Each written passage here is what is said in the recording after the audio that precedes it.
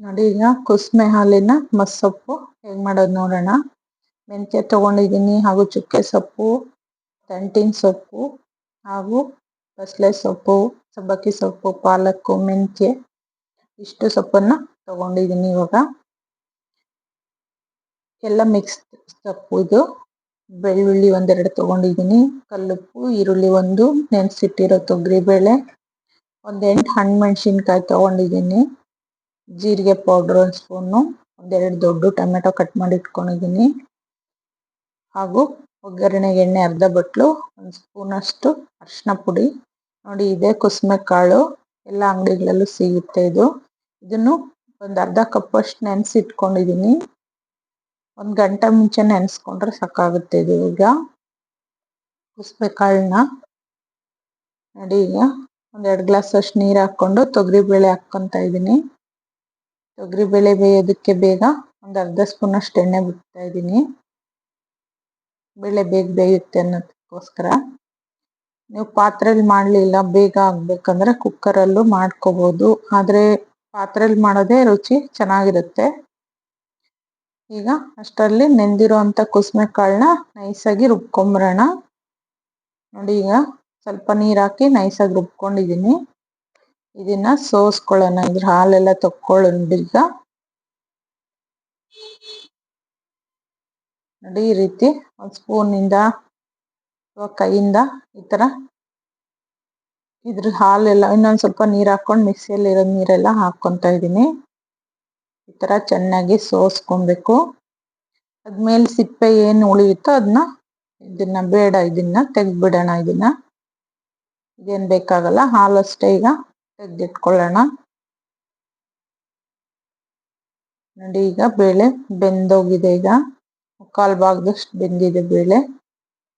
ಈಗ ಹಣ್ಣುಮೆಣಸಿನ್ಕಾಯಿ, ಈರುಳ್ಳಿ ಸ್ವಲ್ಪ ಮಿಕ್ಸ್ಕೊಂಡಿದ್ದೀನಿ ಒಗ್ಗರಣೆಗೆ, ಬೆಳ್ಳುಳ್ಳಿನೂ ಅಷ್ಟೇ ಸ್ವಲ್ಪ ಒಗ್ಗರಣೆ ಮಿಕ್ಸ್ಕೊತಾ ಇದ್ದೀನಿ.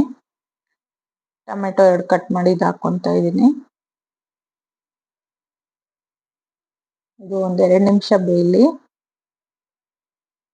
ನೋಡಿ ಈಗ ಬೆಂದೋಗಿದೆ. ಈಗ ಇನ್ನೊಂದು ಸ್ವಲ್ಪ ನೀರು ಹಾಕ್ಕೊತಾ ಇದ್ದೀನಿ, ಯಾಕಂದರೆ ನೀರೆಲ್ಲ ಕುದ್ದೋಗಿದೆ ಅದಕ್ಕೆ. ಈಗ ಸೊಪ್ಪು ತೊಳೆದು ಎಲ್ಲ ಥರ ಸೊಪ್ಪನ್ನು ಚೆನ್ನಾಗಿ ತೊಳೆದು ಕಟ್ ಮಾಡಿ ಇಟ್ಕೊಂಡಿದ್ದೆ, ಅದನ್ನು ಹಾಕ್ತಾ ಇದ್ದೀನಿ. ಎಲ್ಲ ಮಿಕ್ಸ್ ಸೊಪ್ಪೇ ಬೇಕು ಇದಕ್ಕೆ ಅಂತೇನಿಲ್ಲ, ಒಂದೇ ಥರ ಸೊಪ್ಪು ಸಿಕ್ಕರೂ ಅದರಲ್ಲೂ ಹೀಗೆ ಮಾಡ್ಕೋಬೋದು ಇದೇ ರೀತಿ.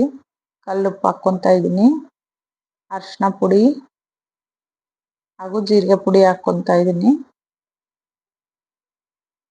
ಇದನ್ನ ಮುಚ್ಚಿಟ್ಬಿಟ್ಟು ಎಲ್ಲ ಚೆನ್ನಾಗಿ ಮಿಕ್ಸ್ ಮಾಡಿ ಬೇಯೋದಕ್ಕೆ ಬಿಡಬೇಕು. ಬೇಳೆ ಸೊಪ್ಪು ಎಲ್ಲ ಸ್ವಲ್ಪ ಬೇಯಲಿ.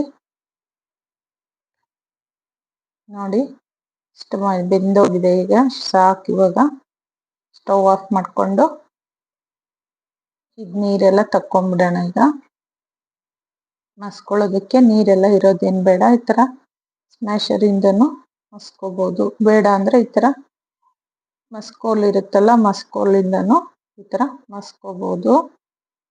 ತೀರಾ ನೈಸಾಗೂ ಮಸ್ಯಕ್ಕೆ ಹೋಗ್ಬೇಡ್ರಿ, ತೀರಾ ನೈಸಾಗಿ ಮಸ್ತ್ರೂ ಚೆನ್ನಾಗಿರೋದಿಲ್ಲ. ನೋಡಿ ಇಷ್ಟು ಮಾತ್ರ, ಇಷ್ಟ ಆದರೆ ಸಾಕು. ಈಗ ಬಸ್ತಿಟ್ಕೊಂಡಿದ್ವಲ್ಲ ನೀರೆಲ್ಲ ಹಾಕ್ಕೊಂಡು ಮಿಕ್ಸ್ ಮಾಡ್ಕೊಳ್ಳೋಣ. ಮಿಕ್ಸ್ ಮಾಡಿಕೊಂಡು ಒಗ್ಗರಣೆ ಮಾಡ್ಕೊಳ್ಳೋಣ. ಈಗ ಎಣ್ಣೆ ತೊಗೊಂಡಿದ್ವಲ್ಲ ಅದನ್ನ ಹಾಕ್ಕೊತಾ ಇದ್ದೀನಿ. ಸಾಸಿವೆ, ಕರಿಬೇವು, ಬೆಳ್ಳುಳ್ಳಿ ಜಜ್ಜಿಟ್ಕೊಂಡಿದ್ದೀನಿ, ಅಷ್ಟನ್ನು ಹಾಕ್ಕೊತಾ ಇದ್ದೀನಿ ಒಗ್ಗರಣೆಗೆ. ನೋಡಿ ಪಾತ್ರೆಗೆ ಒಗ್ಗರಣೆ ಹಾಕ್ಕೊಂಡು ಚೆನ್ನಾಗಿ ಮಿಕ್ಸ್ ಮಾಡ್ಕೊಂಡಿದ್ದೀನಿ. ಮಿಕ್ಸ್ ಮಾಡಿಕೊಂಡು ಕುದಿಯೋದಕ್ಕೆ 1 ಕುದಿ ಬಂದರೆ ಸಾಕಿದು ಒಗ್ಗರಣೆ ಹಾಕಿದ್ಮೇಲೆ. ಈಗ ಕುದಿಯೋ ಟೈಮಲ್ಲಿ ಈಗ ಲಾಸ್ಟಲ್ಲಿ ನಾವು ಕುಸ್ಮೆ ಹಾಲು ತೆಗೆದಿಟ್ಕೊಂಡಿದ್ವಲ್ಲ ಅದನ್ನು ಹಾಕ್ಕೊತಾ ಇದ್ದೀನಿ. ಕುಸ್ಮೆ ಹಾಲು ಹಾಕಿ ಮಾಡೋದ್ರಿಂದ ಮಸ್ಸೊಪ್ಪು ತುಂಬಾ ರುಚಿಯಾಗಿ ಬರುತ್ತೆ. 1 ಕುದಿ ಬಂದಿದೆ, ಸಾಕಿನ್ನು ಆಫ್ ಮಾಡ್ಕೊಳ್ಳೋಣ. ಇದು ಸಾಂಬಾರು ರೆಡಿಯಾಗಿದೆ ಮಸ್ಸೊಪ್ಪು. ಇವಾಗ ನೋಡಿ ತುಂಬಾ ರುಚಿಯಾದ ಕುಸ್ಮೆ ಹಾಲಿನ ಮಸ್ಸೊಪ್ಪು ರೆಡಿಯಾಗಿದೆ. ನೀವು ಒಮ್ಮೆ ಟ್ರೈ ಮಾಡಿ.